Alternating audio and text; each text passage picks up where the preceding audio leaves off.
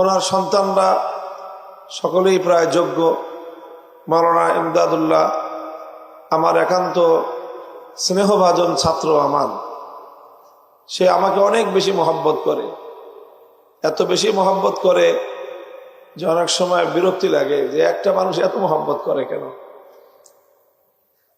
যাই হোক, আমি এগুলা খুব বেশি একটা প্রকাশ করতে পারি না। আমার মনের মধ্যে যাদের প্রতি মহব্বত থাকে সেটা মনের মধ্যেই থাকে, খুব একটা বেশি প্রকাশ করি না। আমি মাওলানা ইমদাদুল্লাহকে আমি এই জন্য মহব্বত করি যে সে সেই ছাত্র জীবন থেকে এখনো পর্যন্ত ধারাবাহিকভাবে আমার শুধু মহব্বত না, আমাকে অনুসরণ করে, দ্বীনের কাজের ক্ষেত্রে আমার সহযোগিতা করে।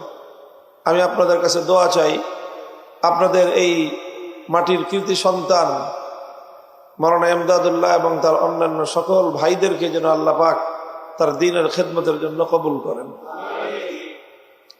তারা তাদের মরহুম পিতাকে অনুসরণ করার জন্য, তার সাদাকাতে জারিয়াকে জারি রাখার জন্য যে ফাউন্ডেশন গড়ে তুলেছে, এটা যেন এই এলাকার মানুষের উপকারে, দ্বীনের কল্যাণে বলিষ্ঠ এবং প্রয়োজনীয় ভূমিকা যেন রাখতে পারে, সেই জন্য আমি আপনাদের কাছে দোয়া চাই।